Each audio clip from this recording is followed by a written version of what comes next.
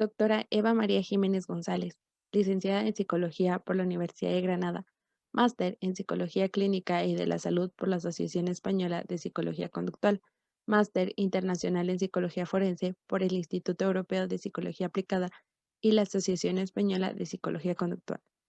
Doctora en Psicología Clínica y de la Salud por la Universidad de Granada. Cuenta con grados de experto en crimen organizado transnacional, contraterrorismo y entrenamiento para operaciones de paz por parte de Naciones Unidas. Cuenta con más de 15 años de experiencia práctica y docente en áreas de la psicología forense, sistema penitenciario, motivación criminológica, sistema de justicia. Desde el 2010 ha estado colaborando en proyectos, programas e investigaciones a nivel internacional, en las cuales incluyen Unión Europea, OMS y Ministerios de Justicia de diversos países de habla hispana y en Turquía. Actualmente es líder del Grupo de Salud Mental de la RAN, una de las unidades de la Comisión Europea encargadas de investigar, prevenir problemas de terrorismo y radicalismo, así como brindar atención a sus víctimas. Y ella nos va a presentar protocolos de evaluación en el contexto forense penalista, la autopsia psicológica. Muchas gracias. Sean todos bienvenidos y bienvenidas. Muy buenas tardes desde horario español, muy buenos días desde horario latinoamericano. Realmente esta sesión se va a ver pues cuando vosotros dispongáis, así que daros por saludaros. Mi nombre es Eva Jiménez, soy la doctora Jiménez, como bien veis en la primera diapositiva de mi presentación. Y antes de empezar, quería dar las gracias por esta invitación. Para mí es un honor y un placer formar parte de estas jornadas internacionales en psicología forense y testimonial en el sistema de justicia, en el sistema judicial. Yo voy a hablar de los protocolos de evaluación en el contexto forense penalista y me voy a centrar en lo que es el protocolo de autopsia psicológica.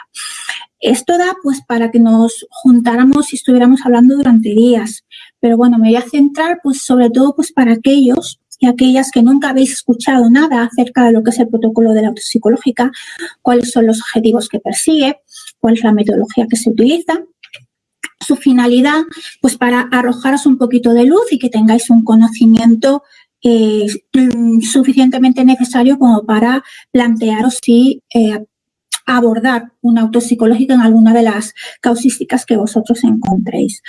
De todas formas, me imagino que a través de la organización os dejarán los contactos de todos los ponentes, por lo tanto quedo a vuestra exposición, y encantada de resolver las dudas que se os puedan plantear. Sin más dilación, y como decía, agradeciendo la invitación a nuestros queridos colegas desde México, pues vamos a empezar con la presentación. Antes de meterme de lleno en lo que es la autopsia psicológica, sí que me gustaría contextualizar un poquito el tema, porque es verdad que, bueno, los que nos dedicamos a la parte forense penalista, es un protocolo que sí conocemos bastante bien, pero si no, se puede haber escuchado, pero no se sabe dentro de qué contexto se utiliza.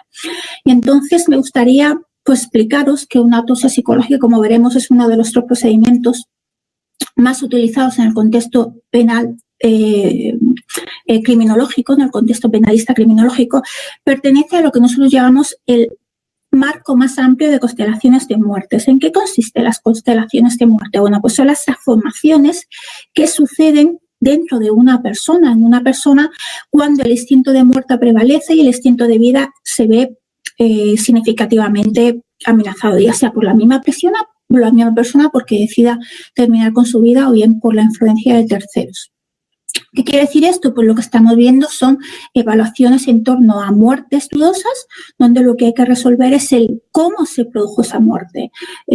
A lo largo de mi exposición lo veréis un poquito más claro, lo vamos a intentar describir, pero que sepáis que en una autopsia psicológica, el protocolo como tal, se encuadra dentro de las constelaciones de muerte. Un nombre muy llamativo, pero es el nombre científico, el terminológico que nosotros usamos. A ver, avanzo. Un momentito que ahora se me ha enganchado. Ahí va. Muy bien. Dentro de estas constelaciones de muerte nos encontramos tres tipos de tipología, tres protocolos, 3 metodologías que se pueden emplear cuando decíamos que prevalece el instinto de muerte sobre el instinto de vida. Es el perfil psicológico criminal o forense, el análisis de muertes equívocas, equivocal death analysis, y la autopsia psicológica es la que me voy a centrar. De hecho, incluso he puesto estas primeras 3 diapositivas en con diferentes tonos, en diferente formato, pues para hacer la diferencia de que estoy contextualizando la temática y que todavía no me he metido a lo que es la exposición de la autopsicología, que en nada, en breve voy a entrar. Voy a describir muy rápidamente cada uno de los 3, cada uno de los 2 primeros para luego centrarnos en la autopsicología. Pero sí que es verdad que me interesaba mucho que supierais desde dónde se trabaja, porque este método, la autopsicológica, no se aplica de forma aislada. Muchas veces se aplica a posteriori de un perfil o junto con un perfil, o se empieza con un análisis de muertes equívocas o se continúa con un análisis de muertes equívocas. Y entonces yo quiero que sepamos cuáles son nuestros protocolos mínimamente. Vamos a empezar por lo que son análisis de muertes equívocas. Esperar, que creo que me he pasado una. No, iba bien. Análisis de muertes equívocas. ¿Cuándo se emplea? Bueno, se basa en la información recogida por otros. No la recogemos nosotros mismos como profesionales, como investigadores, como peritos, como forenses, sino que lo que hacemos es en base a los autos, al sumario de un expediente previamente existente, o sea, de un caso que está abierto y que no puede avanzar, no puede resolverse el caso con la metodología que se está empleando en ese momento, con las pruebas de las cuales se dispone en ese momento, ya sean registros policiales, ya sean informes psicológicos, ya sea expediente de cualquier otra tonalidad o naturaleza, pues entonces se pasa ese sumario, esos autos, se pasa a una serie, a un grupo de expertos, pues para que decidan sobre esa información. No se puede estudiar directamente porque, vuelvo a decir, son casos que están en un punto muerto y que no se puede avanzar, y decidan en base a un conocimiento experto, a la causística que existe, a lo que son las teorías internacionales sobre ese caso concreto, pues cuáles son sus recomendaciones y es una forma de avanzar en otra dirección. Es como plantean nuevas hipótesis. Lo que hace es, se analiza el caso desde muy diferentes perspectivas, desde la perspectiva médica, psicológica, policial, patológica, antropológica, etcétera. Estos informes normalmente son, pues como acabo de decir, multicomponentales, o sea, se emplea a muchos expertos de diferente ámbito pues para que lleguen a un acuerdo, y lo que se plantean son conclusiones definitivas sobre la modalidad de la muerte, sobre cómo se ha producido esa muerte equívoca, esa muerte dudosa, como decía, para abrir nuevas hipótesis, nuevas conclusiones que se puedan verificar posteriormente. Y muchas veces, sobre todo cuando un caso está estancado, cuando está en un punto muerto y no se puede avanzar, utilizando la metodología que todos conocemos del practicante en primera línea, pues tenemos que trabajar sobre la documentación existente, sobre las pruebas aportadas por otros profesionales y otros colegas. Pero no deja, aunque siguen siendo términos de probabilidad, no deja de ser un protocolo muy efectivo, porque muchas veces, incluso a día de hoy, se parte de un análisis de muerte equívocas, donde lo que hacemos es ponderar diferentes hipótesis, nos quedamos en aquellas que aparentan ser más probables y lo que vamos es descartando, ¿vale? O sea que una autopsicología puede empezar también con un análisis de muertes equívocas. Los perfiles psicológicos criminales o forenses, bueno, lo que conocemos un poquito más a través de películas, series, etcétera, lo que es la técnica del perfilamiento. Bueno, utilizamos esta metodología normalmente cuando nos estamos refiriendo a casos donde la escena del crimen implica una psicopatología inherente, o sea, cuando vemos que hay un trastorno de personalidad X detrás de la persona, del agresor, del causante de esa escena. Las conclusiones son probabilísticas porque nosotros no evaluamos a una persona. De hecho, muchas veces no se busca una persona concreta, lo que se busca es eso, una tipología, el saber qué tipo de persona estamos buscando para avanzar en esa investigación y para dar recomendaciones con mucha certeza, por cierto, a los que llevan en primera persona la investigación. Pues le podemos decir detalles, no solamente hombre, mujer, edad, nivel cultural, laboral, etcétera, sino detalles tan puntuales como normalmente dónde suele atacar, cuál es la tipología de la víctima, cuál es la zona donde se siente más cómodo y, por lo tanto, podemos prever que exista un segundo, un tercero, un quinto ataque, ¿de acuerdo? Pero aquí lo que vamos a rastrear por la escena de la muerte, la escena del crimen, es esa psicopatología inherente a las características del agresor. Y ya nos metemos en la autopsia psicológica. Perdonadme que creo que me he adelantado. Sí, aquí estaba. Nos metemos en la autopsia psicológica. Es uno de los protocolos más novedosos, mucho más novedoso que el de perfiles criminales y más novedoso que el análisis de muerte equívocas. Y vuelvo a decir, se parte de unas hipótesis también que ahora vamos a explicar. ¿En qué consiste una autopsia psicológica? Bueno, pues es una reconstrucción detallada de una escena de un deceso, o sea, de una muerte dudosa, equívoca, con la finalidad de recolectar, recabar toda la información sobre la modalidad de la muerte. Luego veremos en qué consiste la modalidad de la muerte, porque podemos investigar lo que es la causa, la manera y el modo de muerte. Nosotros, como psicólogos y psicólogas, nos centramos en el modo de muerte, modalidad de la muerte. Es ni más ni menos que una valoración indirecta, porque tampoco tenemos a la persona, no tenemos a la víctima, porque o bien se ha infligido la muerte si luego determinamos que es un suicidio, o bien se la han arrebatado. Entonces, realmente, con fallecidos, con occisos, como es el término correcto, con occisos es muy difícil hacer una evaluación psicológica, aunque, como veremos, sí hay muchas trazas que nos pueden ayudar a crear esos perfiles psicológicos de esa persona fallecida, de ese occiso o de esa occiso. Y también tenemos al potencial causante de esa muerte dudosa. Entonces, lo que hacemos, es rastrear esas variables o factores psicológicos, sociales, antropológicos, económicos, culturales de la persona fallecida para intentar, esto es como un puzzle, intentar ir sumando diferentes piezas a ese puzzle de su vida, de sus últimos días, de sus últimas semanas, de sus últimos meses. Tendremos que ir progresivamente de forma retrógrada, irnos retrocediendo a sus semanas, meses, hasta que demos con el factor principal, aquel que nos aporte mayor información. Es una investigación, por lo tanto, retrospectiva del estado mental de varias personas, sobre todo de la víctima, sobre todo del agresor, de sus comportamientos, de sus afecciones, de su estado de ánimo, de sus motivaciones, de sus miedos, de esas supuestamente también huellas psicológicas o patológicas que nos puede dejar tanto la víctima en sí en su investigación retrospectiva como en la escena. Y sobre todo las motivaciones por las cuales se ha producido la muerte, porque recordad, nosotros como última instancia lo que vamos a determinar es el modo de la muerte, porque cuando estamos hablando de una evaluación judicial hay unas implicaciones penales de por medio, o sea, no es lo mismo que sea un suicidio que sea un homicidio o un asesinato. Y eso es lo que en primera instancia nos solicitan desde el ámbito judicial.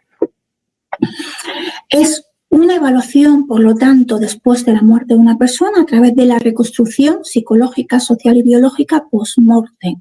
¿Cómo lo haremos? Ahora voy a explicar lo que es la metodología y el protocolo en sí, pero indicaros que existe un respaldo tanto teórico como empírico de este protocolo, de esta metodología, en cuanto a la utilización de un procedimiento científico validado con múltiples referencias, con mucha causística y en la precisión de los juicios que nosotros aportamos al ámbito penal, ¿vale?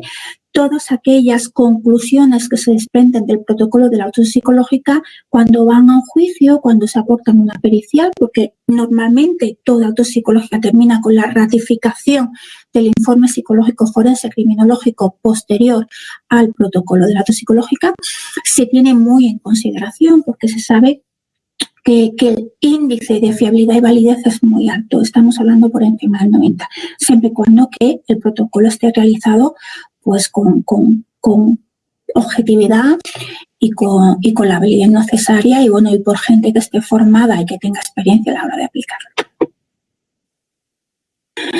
¿En qué nos basamos? Los profesionales que hacemos la autopsia psicológica, ¿en qué nos basamos principalmente cuando empezamos a ponerla en práctica?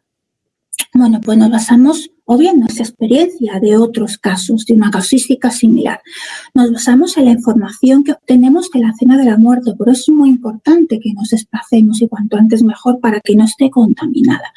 Ahora ya se entiende, pero no hace tanto nos peleamos pues con ministerios fiscales, con judicatura, con policía, con otros forenses de distinto gremio, como patólogos, antropólogos, médicos, ¿no? Porque no terminaban de entender que nosotros como psicólogos, psicólogas, necesitábamos también estar presentes desde el primer momento en la escena de la muerte. No entendía qué debíamos valorar. Pero como yo decía al principio, lo que nosotros estamos evaluando son esas motivaciones intrínsecas a esa muerte dudosa, tanto por parte del agresor como de la víctima o del victimario.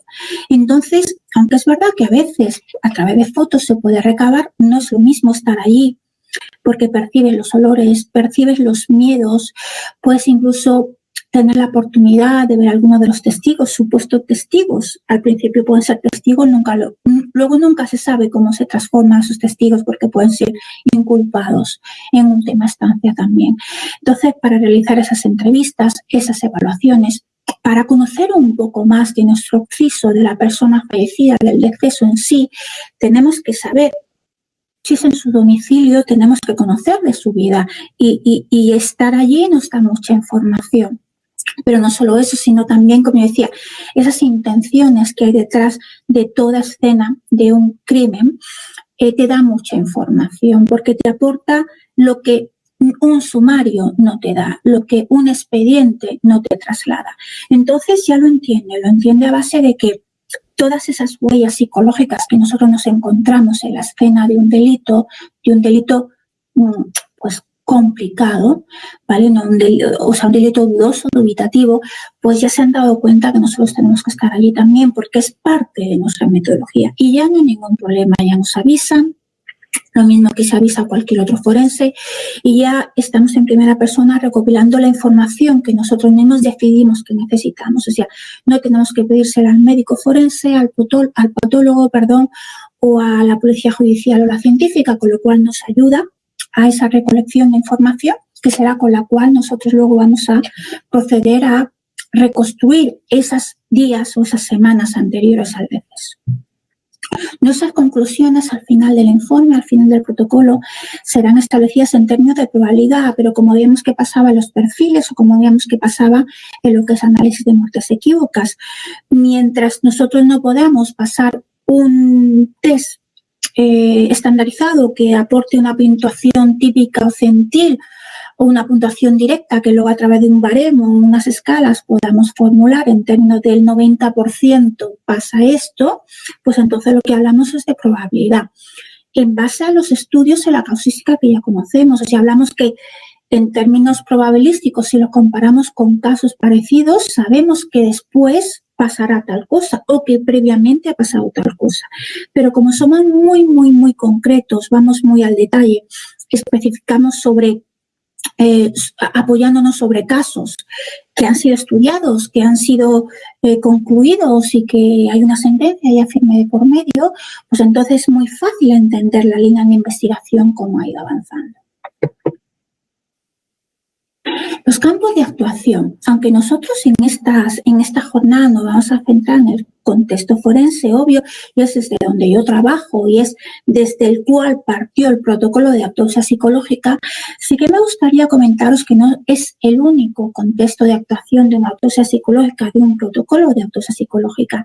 Obvio, el contexto forense comenzó a realizarse en el ámbito judicial para darle respuesta a lo que eran las análisis, la analítica de aquellas muertes equívocas, dudosas, dubitativas, y obvio se trasladó a todo el ámbito criminológico, ayudando, dando experticia a los cuerpos de seguridad del Estado a nivel nacional, local e internacional. Pero tras eso se dio cuenta que, dado la certeza en nuestras conclusiones, que se podría aplicar también a otros contextos. Sí se derivó también en el contexto clínico-epidemiológico, no ya tanto en las muertes, sino en esas muertes que en un primer momento eran dudosas, pero que luego se determinaron a través de la psicología que podían ser suicidio o podrían ser un parasuicidio, un intento de suicidio, que ahora más tarde os voy a explicar.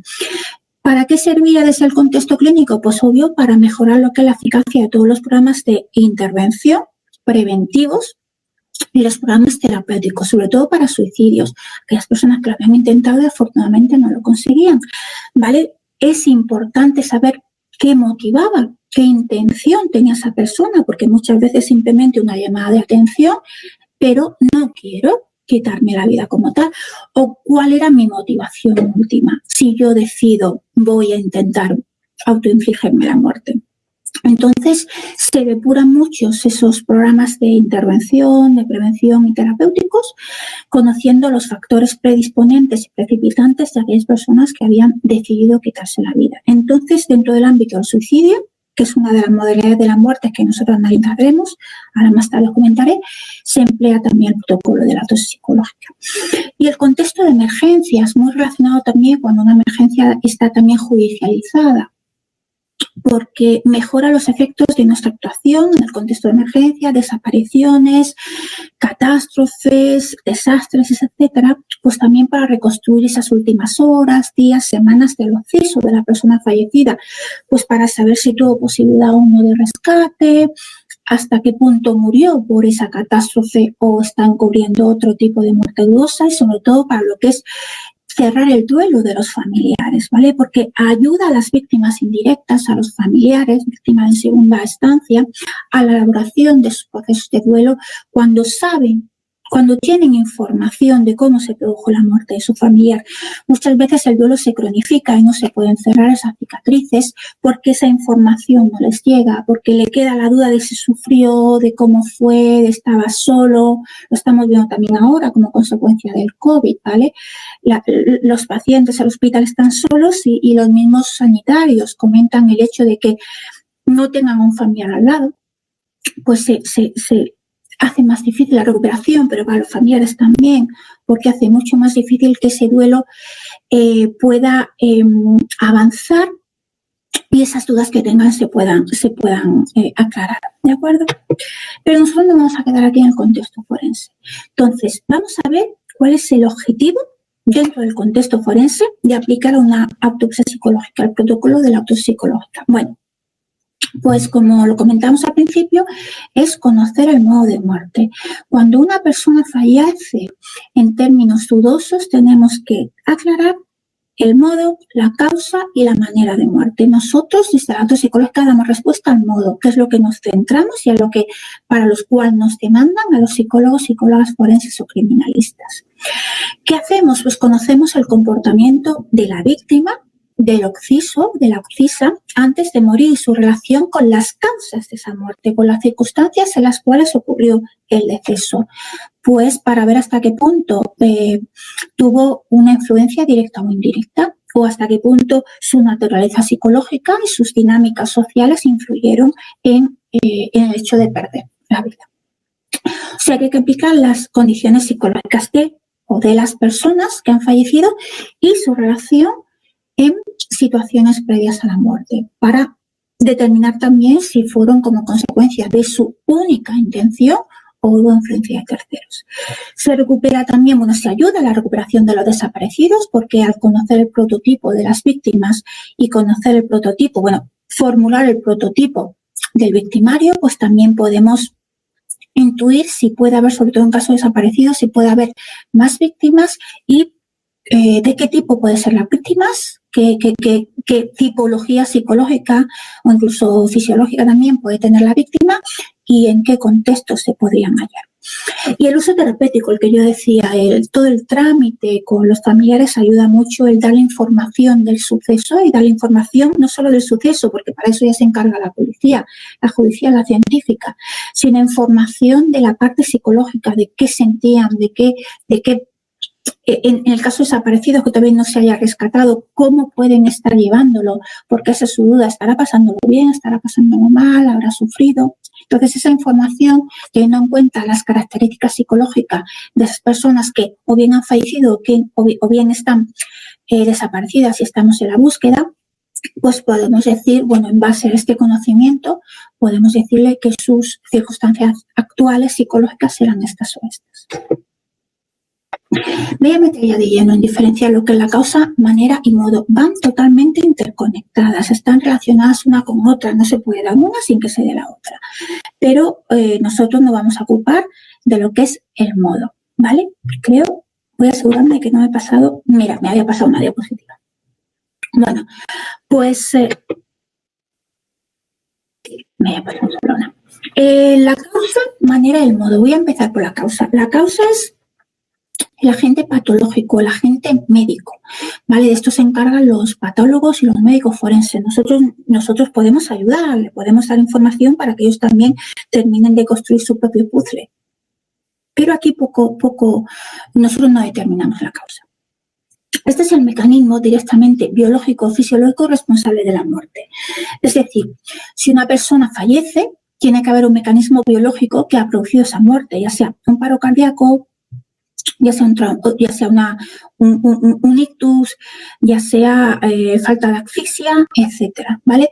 Eso es lo que en última instancia se pone en el informe de la autopsia médica, determinando la causa. O sea, cuando se da una causa se dice muerte por necesidad, es decir, solo se puede dar la muerte, no hay ninguna otra opción si se da esa causa, esa causística biológica.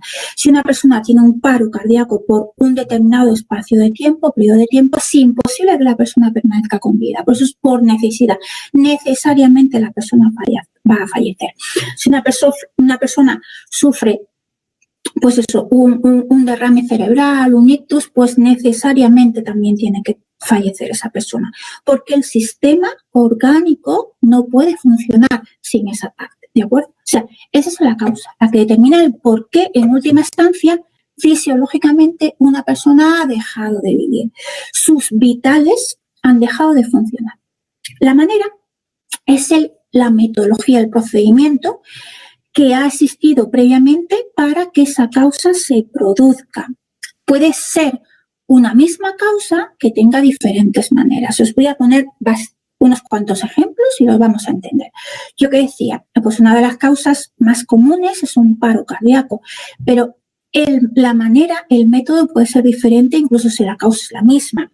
Por ejemplo, una persona que muere asfixiado por asfixia, ya sea ahogamiento, ya sea porque alguien le coloca un almohadón encima de la cara, en última instancia tiene un paro cardíaco, pero la manera ha sido diferente. Una ha sido por estrangulación, otra ha sido por ahogamiento, otra ha sido incluso por precipitación, cuando las personas se caen, ya sea porque se tiran o porque se le empuja desde unas alturas muy altas, afortunadamente no mueren por el traumatismo del golpe, porque normalmente tienen antes un paro cardíaco y digo afortunadamente porque la persona no sufre, porque cuando ya llega al suelo ya está consciente y normalmente ya incluso a veces han perdido la vida anteriormente, ¿vale? Entonces, como veis, este es el agente físico, el otro el agente patológico, está la policía científica, la judicial, la que lo determina a través de la investigación policial y judicial.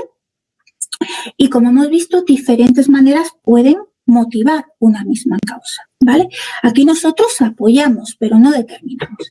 Ahora, ¿cuál es nuestra parte? Es el modo de muerte, donde se determina si esa muerte dudosa, si el fallecimiento ha sido por muerte natural o si se produjo, si se obedeció a una muerte no natural. No natural puede ser, bueno, muerte natural o accidental, ¿vale? Pero dentro de muerte accidental nosotros también la tenemos como provocada, y esa provocación de una muerte accidental, que ya puede ser en primera persona o por terceros, nos da una serie de tipologías de modo de muerte, que es el suicidio, el homicidio, el asesinato o el accidente, ¿vale? Este es el agente psicológico y es aquí donde nosotros realmente hacemos nuestra labor. Nuestra autopsia psicológica va en última instancia enfocada a determinar el modo de muerte. Y dentro de ese suicidio, que recordar que tenemos suicidio, muerte natural, accidental, dentro de la accidental, o sea, provocada, tenemos lo que es también asesinato, homicidio. Bueno, pues el suicidio tiene 3 categorías. El suicidio como tal, conocido, el intento de suicidio y el parasuicidio. Vamos a definirlas porque estoy segura que por lo menos el parasuicidio no la conocéis. Y se confunden a veces el intento de suicidio con suicidio, con parasuicidio. Se meten en el mismo saco como suicidio a todas y no. Bueno, un suicidio, para que sea un suicidio, nosotros evaluamos 3 categorías, que son la planificación, la intención y la letalidad. Para que sea un suicidio, la evidencia que primero buscamos es que haya planeación de quererme quitar la vida, no planeación de que parezca que quiero quitarme la vida, que ahí nos meteremos en un intento de suicidio. ¿Vale? Entonces, tiene que haber planeación, tiene que haber una intención de quiero quitarme la vida y tiene que haber una letalidad, o sea, una posibilidad muy baja de ser salvado. Cuando decíamos antes que la cosa era muerte por necesidad, la letalidad, o sea, el método que yo empleé en ese suicidio tiene que ser muerte por necesidad. Si yo decido me quiero suicidar a través de pastillas, no vale que yo me tome 4 pastillas de un ansiolítico, ¿vale? Me marearé, vomitaré, pasaré una mala noche, pero seguramente mi cuerpo puede reaccionar, puede defenderse y no se va a producir una muerte por necesidad. Entonces, la letalidad tiene que ser en consonancia con esa intención. Si yo realmente quiero, mi intención, mi motivación es quitarme la vida, la metodología que emplee tiene que ser altamente letal. Pues tiene que ser eso, precipitación desde en un primer piso, porque me podré partir muchos huesos, pero seguramente no voy a morir a menos que, bueno, caiga mal o me dé un golpe fuerte en la cabeza. Pues tiene que ser el uso de arma blanca, de fuego, envenenamiento, pero con una letalidad significativa, tan significativa que tenga que producirse una muerte por necesidad. Tiene que haber un planeamiento y tiene que haber intención. Y dentro de la intención es eso, yo planifico de que nadie me pueda rescatar. Entonces, por ejemplo, la persona que se dispara en la cabeza, en luego el apartado, donde sabemos que no va a llegar nadie, que hoy bien intente convencerme o bien que me inmovilice para que no pueda dispararme, y con pleno conocimiento de lo que estoy haciendo, de que no habrá nadie que me pueda hacer cambiar de opinión, ¿vale?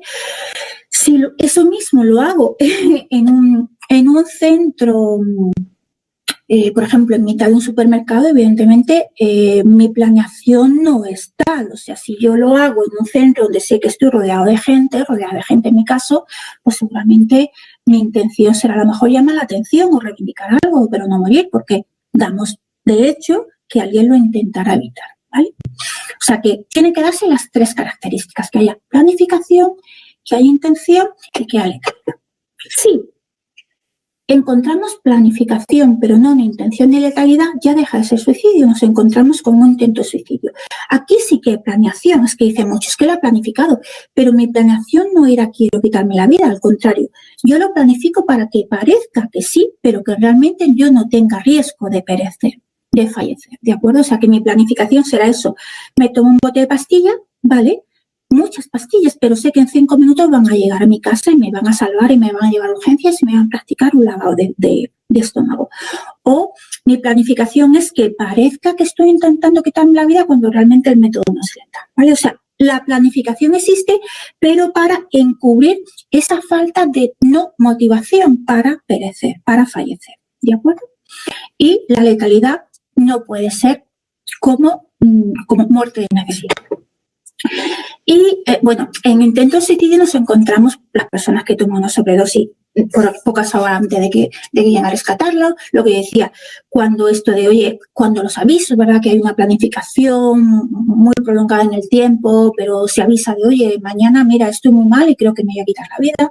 Avisos, pero serios, porque en los suicidios también hay avisos, pero hay avisos indirectos de que solamente la persona, una vez que ha fallecido, se da cuenta que se estaba despidiendo, ¿vale?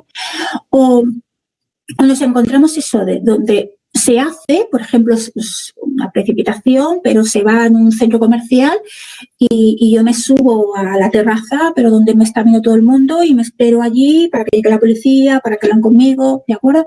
Eso es un intento de suicidio. Sí que es verdad que muchos intentos de suicidio terminan falleciendo la persona, pero porque esa planificación estaba mal organizada, o sea, porque realmente a lo mejor me tomo tantas pastillas pensando que me van a venir a rescatar y luego la persona que tiene que llegar se encuentra con alguien, empieza a hablar y llega más tarde de lo previsto. Entonces, aunque me intente salvar, ya no da tiempo. O bien, pues, porque, oye, en el dime y direte de que entramos en una negociación, pues a veces las cosas salen mal, ¿no? O sea, los intentos de suicidio tantas veces va el cántaro a la fuente que a veces acaba por romperse. Pero la primera intención no era quitarse la vida, sino pues esa llamada de atención de reivindicar algo, ¿vale? Y luego tenemos el parasuicidio. El parasuicidio se distingue porque aunque hay letalidad obvia porque si no la persona no fallece. Tiene que ser la causa de muerte por necesidad. Pero ni hay planificación ni hay intención. Esto es clarísimo. Eso es lo que me representa a mí y me está indicando que estamos delante de un parasuicidio. O sea, no hay planificación, lo mismo que en el intento de suicidio sí veíamos que había planificación para no fallecer, pero sí había una planificación. Aquí no hay planificación, aquí se decide. Es un instinto de muerte, el que nosotros denominamos, se decide sobre la marcha, es un acto totalmente impulsivo, sin reflexión ninguna, y no hay intención. De hecho, la intención es no fallecer. Os voy a poner un par de ejemplos y lo vais a entender mucho mejor.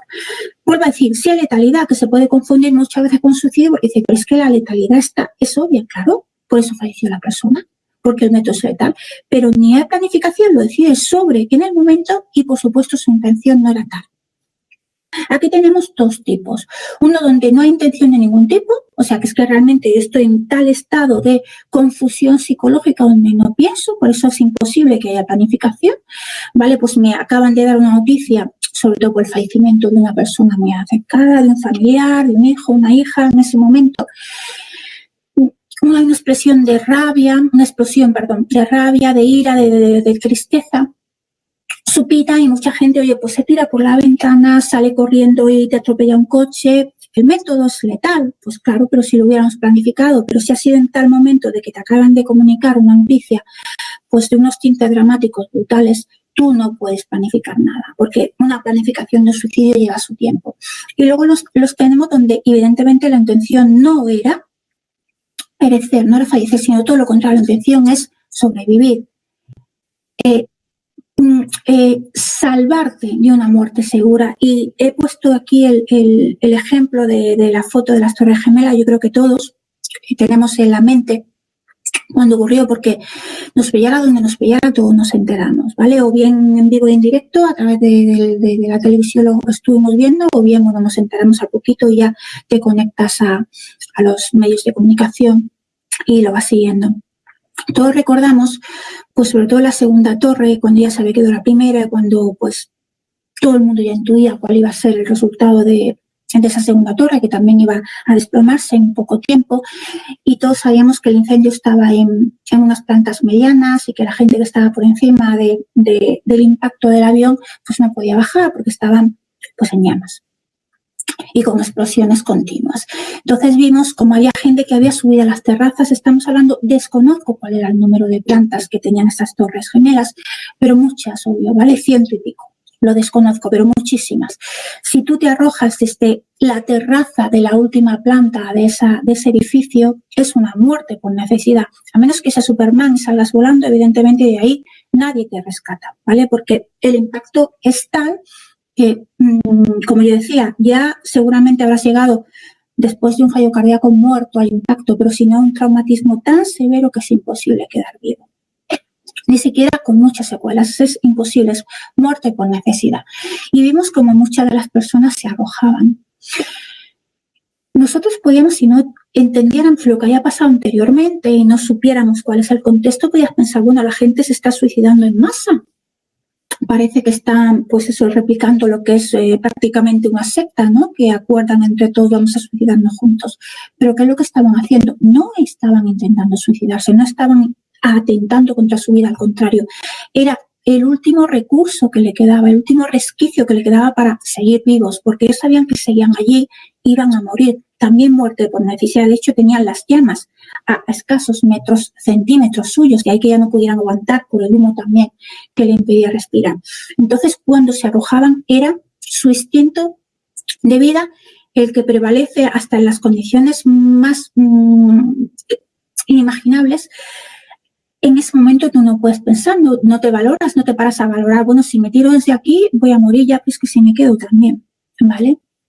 Entonces lo que hacían era un intento último de seguir con vida, ¿vale? Entonces, aunque es verdad que nadie le empuja, que ellos en teoría desde su razonamiento decidieron tirarse, pero un razonamiento que estaba totalmente afectado por la parte psicológica, que lo que era un instinto de vida, intentando de una forma, pues una pulsión de, bueno, me tiro de lo que es una muerte segura y ya veremos, pero se produce un fallecimiento, ¿vale? Un fallecimiento en primera persona, no hay nadie. Bueno, podemos ir de que los atentados y tal, pero quiero decir, no hay nadie en ese edificio que le esté diciendo, tírate, ni nadie que le esté empujando. Pero ves que ahí hay letalidad, pero ni planificación ni intención. De hecho, la intención era la contraria, quiero seguir viviendo. Esto es un parasuicidio. También lo vemos en los atentados terroristas de las personas que se inmolan, que se ponen hasta arriba de explosivos y se suicidan. Eso es un parasuicidio también, porque mi intención no es suicidarme, sino es hacer daño a terceros, ¿vale? O sea, que esto sería un parasuicidio porque yo no quiero quitarme la vida. De hecho, si yo pudiera seguir viviendo, lo seguiría haciendo, pero bueno, es una de las efectos secundarios que tengo que asumir, ¿de acuerdo? Bueno, pues una vez que hemos diferenciado lo que es causa, manera y modo, una vez que ya sabemos que la toxicológica lo que rastrea es el modo de la muerte y que dentro del modo de la muerte podemos determinar que es suicidio, que es muerte accidental, natural o provocada, homicidio, asesinato, y dentro del suicidio tenemos 3 categorías como suicidio, intento de suicidio, para suicidio. Vamos a ver cómo se realiza como tal el protocolo, la metodología de la toxicológica. Bueno, esto es lo que tenemos que hacer. He puesto una diapositiva conjunta y luego lo vamos a ver poco a poco. Bueno, tenemos que rastrear las fuentes sobre las que debemos, sobre las que sabemos que vamos a tener información, las variables y áreas que debemos rastrear a través de esas fuentes, los instrumentos que están diseñados para combinar la información una vez que ya la tenemos y clasificarla de alguna forma, validar esa información, los procedimientos propuestos para realizar esta validación, quiénes pueden llevar una autopsia psicológica, el protocolo, y los puntos que debe contener una pericia de autopsia psicológica. Pues vamos allá. Vamos a empezar por la fuente de información. Ya llevo 40 minutos. Bueno, intentaré ir un poquito más deprisa. Las fuentes son 3. Fuentes personales a través de entrevistas. Pues entrevistas con allegados. Tenemos que entrevistarnos con familiares, con amigos, con parejas, con amantes, con enemigos, con todos. Cuanto más mejor, porque nos van a ir dando información, diferentes piezas para ir componiendo ese puzzle general de esa persona o del victimario. ¿De acuerdo? Y que digo cuanto más mejor porque nosotros hemos tenido casos. Yo he tenido casos donde una vez que te entrevistas con la familia, tú tienes el perfil de una persona y vas aportando información de terceros y ese perfil se distorsiona, cambia. No estamos hablando de 2 personas diferentes, estamos hablando de la misma, pero que se comporta, obvio, de forma diferente dependiendo del ambiente en el que esté. Fuentes documentales. Bueno, pues estos son información sobre papel o sobre vídeo, o sobre móvil. O sea, aquí tiramos de fuentes documentales, son 2, las formales y las informales. Las formales pues son si hay informes previos de médicos, de policía, de informes bancarios, pues para ver si había retirado el dinero, porque como decimos, un suicidio se planifica, entonces ahí tenemos que ver movimientos en el dinero raros. Se había dejado mensajes, ¿vale? De despedida, que había estado buscando por Google el último momento. Mucha gente busca, oye, mejores formas de suicidio o venenos o algo así, ¿de acuerdo? Todo eso nosotros no lo hacemos en primera persona, lo solicitamos, lo hace la policía científica y nos lo aporta a nosotros, que nosotros luego lo vamos a estudiar, lo vamos a validar. Pero esas son las fuentes documentales formales. Y las informales son las cartas que se escriben, diarios que se puede revisar si la persona ha llevado un registro de un diario, escribe un diario. Esas cartas de despedida también que se dejan en los suicidios o intentos de suicidio. A veces también tenemos que ver si esas cartas son escritas en primera persona o son de alguna forma manipuladas. Y la escena del deceso. Como decía, las motivaciones que nosotros rastreamos en una escena en sí nos ayuda, y sobre todo cómo estaba colocada la víctima. Y la metodología en sí, nosotros sabemos que en esas tipologías que conocemos, no todo el mundo se suicida de la misma forma, o no todo el mundo perece de la misma forma. Voy a emplear un chiste, pero incluso aquí las mujeres somos más limpias y más ordenadas que los hombres, y cuando planificamos bien suicidio intentamos que todo esté limpio y arreglado y ordenado. Entonces nunca lo vamos a hacer a través de un disparo que deja mucha sangre, lo pone todo pues muy de patas para arriba. Normalmente es a través de ingesta de sustancias, ¿vale? O con arma blanca, pero bueno, una bañera, y que no deje tampoco la escena muy sangrienta. El caso de los hombres es otro, se dan más precipitaciones, se dan más ahorcamientos y se da más uso de bala, ¿vale? Entonces, todo es las fuentes de información. Luego, las áreas de evaluación las voy a ir leyendo una a una, las voy explicando. Pues tenemos los factores de riesgo para el suicidio. Factores de riesgo quiere decir, pues bueno, sí, sabemos que en determinados países, por ejemplo, de la Europa del Norte, se da un porcentaje de suicidio más alto en invierno, pues porque tienen muy poquitas horas de luz y eso nos influye a todos. Pues hombre, si se da en invierno, pues sabemos que es un factor de riesgo. Es menos lógico que se cometa un suicidio en un país latino en pleno verano.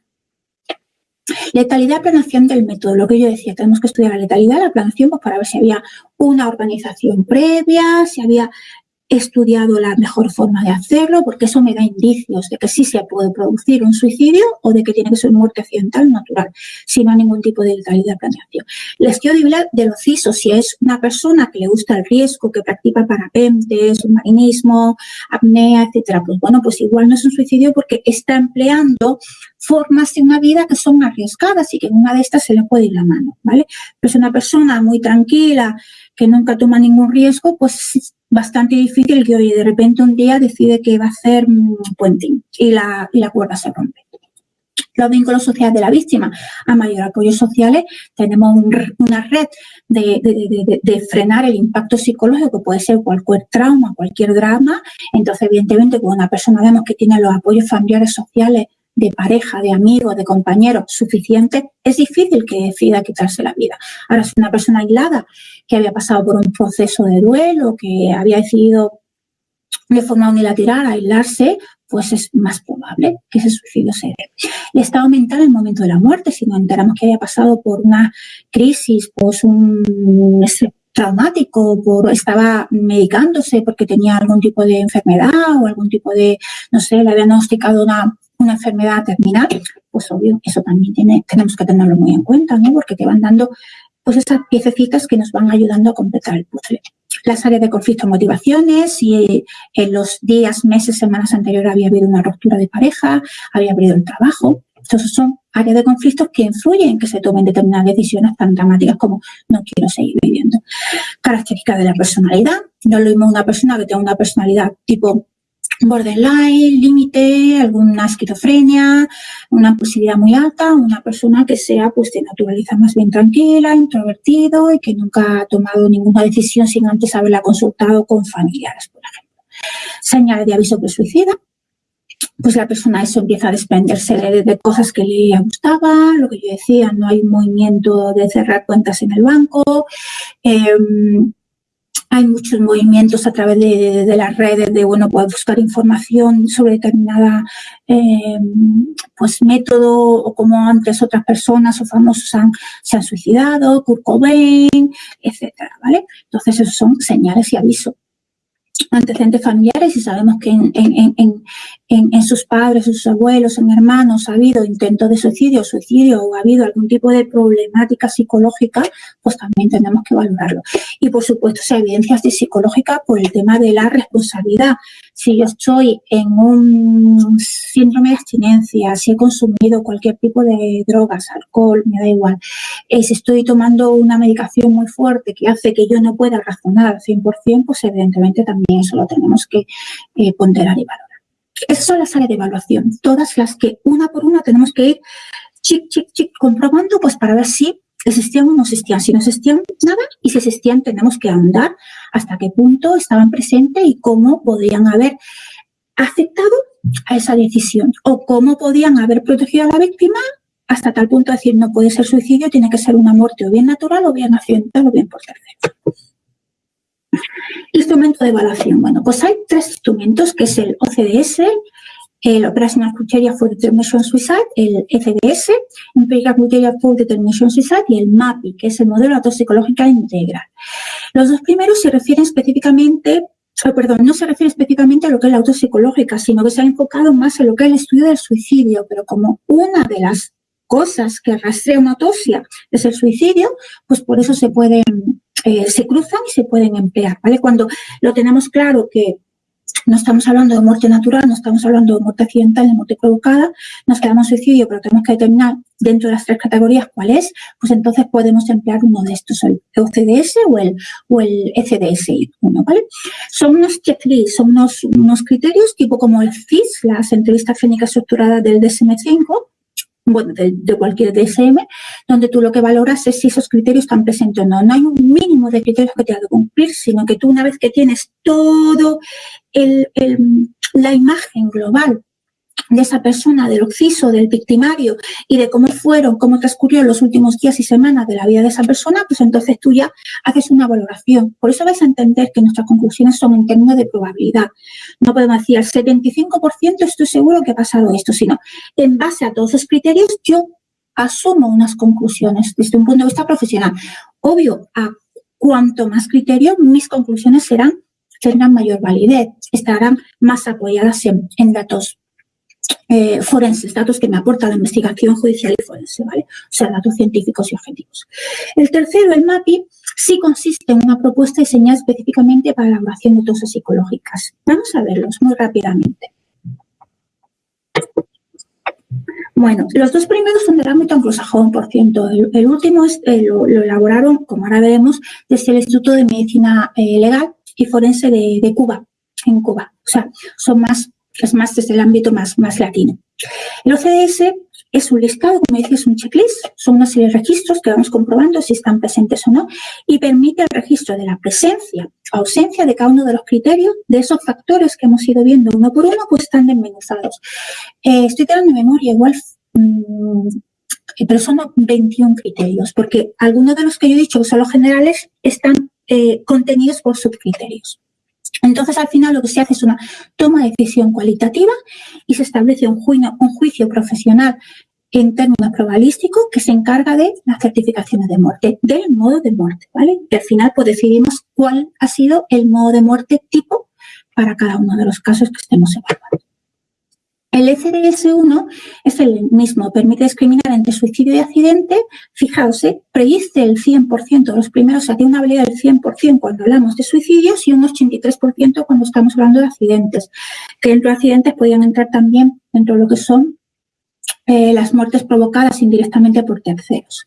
Y es un instrumento de investigación que, si sumamos los dos, tiene una fiabilidad de una precisión del 92%, o sea que es muy alta, como veréis, pues es que cuando nosotros terminamos de elaborar todo el procedimiento, el protocolo, nuestra pericial, cuando reciben esos informes pueden estar muy seguros de que le estamos diciendo algo con mucha contundencia. No estamos hablando yo creo, en opiniones que por mucho que nosotros queramos denominar profesionales no dejan de ser opiniones subjetivas, ¿vale? Entonces aquí al 92% se identifica el verdadero modo de muerte. Y el MAPI, que como decía, se desarrolló en el Instituto de Medicina Legal y Forense en Cuba, es un modelo estructurado también por criterios, está sistematizado y validado en datos de víctimas de diferentes modos de muerte, no solamente suicidios, sino también accidentes, muerte natural, muertes provocadas, homicidios, asesinatos, etcétera. Hay 3 modalidades, está el MAPI, que es el que utilizamos para las víctimas de suicidio, el MAP2, que es para la víctima de homicidio, y el MAP3, que es para las víctimas de muertes por accidente de tráfico. ¿De acuerdo? Una de sus autoras es la doctora Teresita García. Por cierto, ya no es psicóloga, es médico. Pero como se apoyó, ahora vamos a ver cuál es el procedimiento de evaluación, quiénes son los profesionales que tienen que realizarlo, cómo se apoyó en profesionales del ámbito mental, de la medicina del ámbito mental, ¿vale? Psicólogos, psiquiatras, es médico psiquiatra, creo. Pues obvio, porque todo lo que estamos valorando son causísticas, psicológicas y psiquiátricas y patológicas, pero desde el punto de vista mental, pues obvio hay mucha incidencia en todo lo que es los factores psicológicos también en el MAPI. Bueno, ¿cuál es el procedimiento? Pues se inicia. Esto, tú no puedes decir yo quiero practicar en un caso una autopsia y vale y me dais los datos y yo quiero acceder al expediente y quiero que la policía científica me haga un vaciado del ordenador, del móvil. No, pues quiero acceder a una escena de un crimen violento y que me dejen paso, no. O bien se tiene que iniciar a través de una solicitud judicial, o sea, hay una autoridad competente, ya sea policial, judicial, del ámbito local, nacional, internacional, que te tiene que derivar el caso y te tiene que especificar, quiero llevar a cabo una evaluación post-mortem para determinar el modo de muerte. Somos nosotros, esperas que voy a poner, bueno, ahí está. Somos nosotros lo que decimos, voy a hacer la autopsicológica, ¿vale? Nosotros lo que nos deciden, lo que nos requieren es determinar el modo de muerte. Luego, obvio, una vez que ya nos han derivado el caso y nos han solicitado actuar como peritos forenses, pues tenemos que identificar de todas esas fuentes que yo decía, cuáles son las posibles fuentes de información, fuentes documentales, fuentes formales, informales, personales, del deceso, de la escena del crimen, y se evalúa la disponibilidad y la accesibilidad de esas fuentes, ¿vale? Porque a veces nosotros nos gustaría hablar con determinadas personas que es imposible hacerlo, a veces nos gustaría ir a la escena del crimen, pero es imposible hacerlo en el momento porque se cerró, porque se contaminó, etcétera, ¿vale? O sea, eso también tenemos que identificar cuáles son las fuentes con las cuales nosotros vamos a poder corroborar los datos necesarios. Luego se elige las áreas que se evaluarán en las diferentes fuentes, así como los instrumentos de los tres que he dicho, que son los tres más conocidos. No descarto que haya cualquier otra, ¿vale? Pero bueno, todo se basa en criterios y son muy parecidos. Uno tiene 20, otro 19, otro 21, pero son muy parecidos. Una vez que ya hemos elegido el área, las pruebas, pues se realiza un examen cuidadoso de la escena de la muerte de manera directa a través de una visita o indirecta a través de la base documentales, ¿vale? De expedientes y de los autos. Si no nos podemos desplazar o directamente no se nos permite o ya la escena se cerró o se contaminó. Imaginaos si una muerte se ha producido en mitad de un centro comercial, no podemos tener el centro comercial allí cerrado. Hombre, pues te dan unas horas y luego ya el cuerpo se retira, se le lleva al anatómico forense y allí podemos ver el cuerpo, pero la escena no. ¿De acuerdo? Por eso tenemos que ver de qué fuente disponemos. A partir de las fuentes personales se identifican los informantes clave, esas personas con las cuales tenemos que entrevistarnos y tenemos que procurarles que nos den información. Se revisan todos los expedientes y las fuentes documentales, tanto las formales como las informales, en busca de aquellos indicios, de aquellas pistas, de aquella evidencia del modo de muerte. Vuelvo a repetir, aunque parezca muy cansina, nosotros lo que vamos a es determinar el modo de muerte. Ya se está encargando en los mismos tiempos la policía y lo que es el Instituto de Medicina Legal en determinar causa y manera de muerte. Y nosotros terminaremos concluyendo a través de las características de la víctima y del victimario. Contar con grupos de poblaciones muestrales similares al de la víctima y el victimario si lo conocemos, o si se nos pide también organizar el perfil y hacer un perfilamiento del victimario, y esos grupos de poblacionales los tomaremos como grupo control, pues para ver en qué probabilidad esas causísticas, esos casos similares de esa víctima, pues actuaron de una u otra forma, ¿vale? Para explicar el comportamiento, en última instancia, el comportamiento de él o del activo. Y al final todo eso se vuelca y se rellenan los criterios del instrumento y se determina en el informe escrito a través del modo de muerte. ¿Quiénes deben ser la autopsia psicológica? ¿Quiénes deben aplicarla? ¿Quién puede llevarla a cabo? Bueno, pues sus conclusiones son son el resultado de un trabajo multicomponental de un equipo conformado por diferentes profesionales, investigadores y profesionales de primera línea, ¿vale? De salud mental. Pero el equipo debe ser liderado por un psicólogo o psicóloga forense con entrenamiento y experiencia, porque tiene que tener información relacionada con la explicación y evaluación del comportamiento humano. Nosotros tenemos que conocer qué tenemos que buscar y cómo se relaciona con ese fallecimiento. Por eso decía que aunque el MAPI se desarrolló, se creó a través de medicina legal, a través de médicos y psiquiatras, su aproximación fue totalmente medicina de salud mental, y por eso tenemos no solamente cabida, sino que lideramos todo lo que son psicólogos y forenses o psiquiatras forenses, ¿no? Pero bueno, es verdad que el psiquiatra se queda más la parte más biológica y lo que son más entrevistas y más aplicación de cuestionarios lo realizamos los psicólogos. Una parte muy importante cuando tenemos que determinar lo que es el perfil psicológico del occiso, del fallecido, es verdad que nosotros no podemos hacer una evaluación tal cual como la conocemos a una persona que ha muerto. No podemos realizar ninguna entrevista, no podemos aplicarle ninguna batería, ningún instrumento psicológico, pero sí podemos realizarle criterios.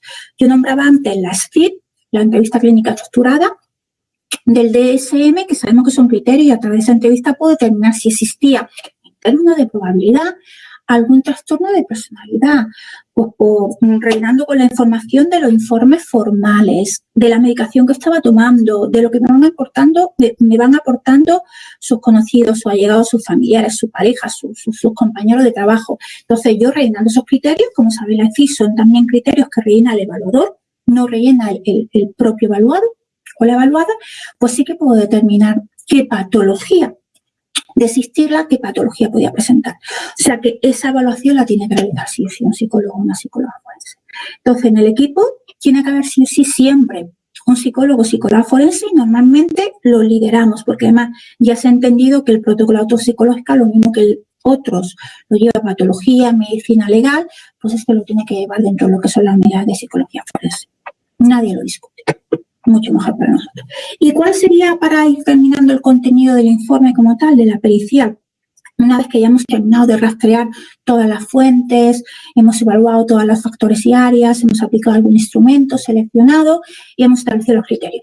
Bueno, pues como cualquier pericia, se empieza con la identificación y la solicitud de la autoridad competente, una fecha, quién requiere la información, qué preguntas necesita resolver, o sea, cuál es el objetivo de la investigación forense en última instancia, el propósito de la evaluación, pues aquí sería el objetivo de determinar, pues no sé, el estilo de vida de los CISO, propósito de la evaluación, modo de muerte, fuente de información, pues la que he podido recopilar.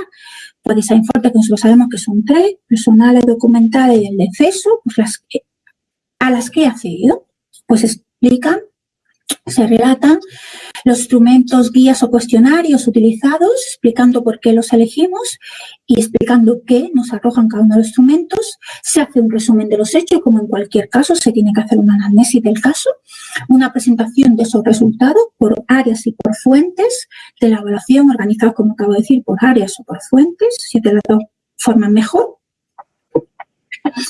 Se presentan los instrumentos, a los resultados de los instrumentos, digo dos porque a veces se emplean dos, ¿no? Porque si es un suicidio, que el MAPI, que ya sabes que el MAPI se analiza toda los diferentes modos de muerte, me determina que es un suicidio, luego también puedo pasar a lo mejor un CDS o un XIS, porque yo quiero verificar con mayor probabilidad, con mayor validez y fiabilidad el tipo de suicidio. Entonces, 1 o 2 o lo que se haya aplicado, pues se tienen que reflejar los resultados, ese checklist, esos criterios, explicando uno por uno y determinando una conclusión forense.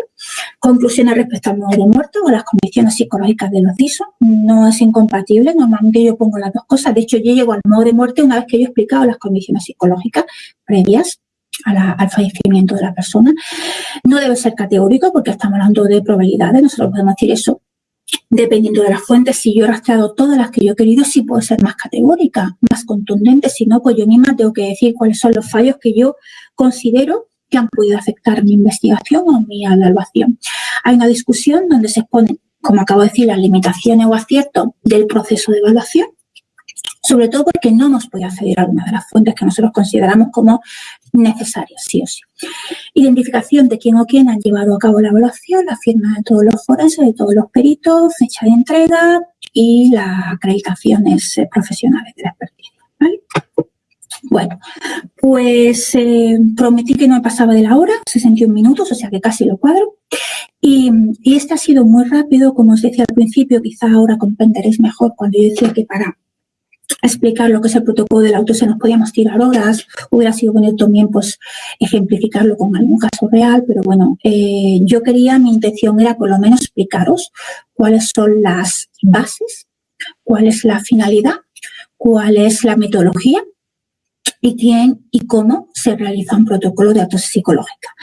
Por lo tanto, aquí llegamos. Me despido nuevamente de todos vosotros y vosotras. Agradecer de nuevo a la organización de estas jornadas internacionales por contar conmigo y por invitarme. Y espero seguir en contacto de una forma u otra. Cuidaos mucho, disfrutar del verano y para cualquier cosa pues estoy a vuestra disposición. Pues muy buenas tardes, horario europeo, muy buenas mañanas para vosotros y hasta aquí hemos llegado. Encantada. Muchas gracias.